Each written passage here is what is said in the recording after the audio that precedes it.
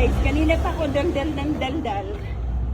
Galing pa ako doon paglabas ng Hilton. Hindi pala nagre-record yung video ko. Kaya yung dinadaldal ko, hindi na naman na-record. Ayan, sobrang init. So ngayon is around 4:30 pa lang. Parang tanghaling tapat pa lang. Diyos ko, ang init. Ang sakit sa mata. Parang tanghaling tapat pa lang. Tapos 4:30 na. Tapos ang sunset dito mamaya is 9:15 ng gabi. So yun ang sunset niya, 9:15 ng gabi. Katrabaho ko yan. Dealer yan dito sa mga dealer.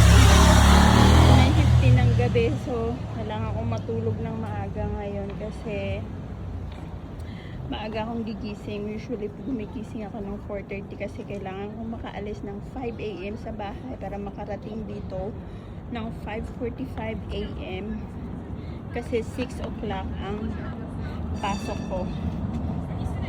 Ayan, meron silang, yan ang pinaka-tram nila sa 6 o'clock ang pasok ko.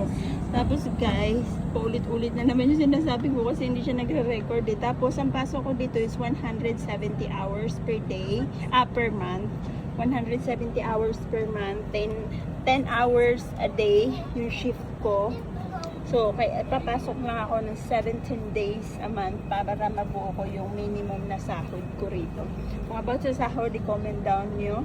Comment down below kung gusto nyo malaman na magkano ang sahod dito sa casino.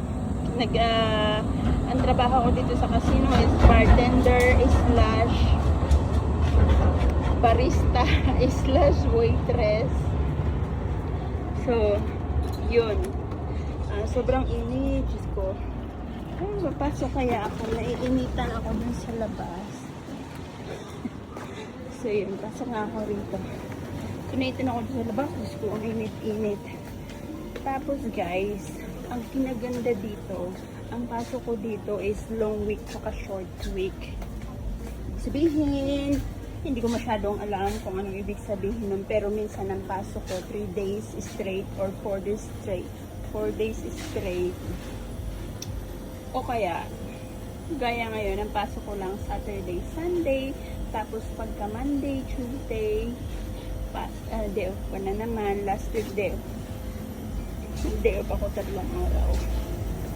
So, alam mo, natutuwa ako ng ganun kasi sa Hong Kong, hindi naman natin nararanasan yung may pasok, wala kang pasok ng 3 days straight, diba? 1 day nga lang, hindi nga umaabot ng 1 day yung day off natin sa Hong Kong, diba? Tapos may curfew pa. Dito walang curfew. Pagkatapos mo magtrabaho,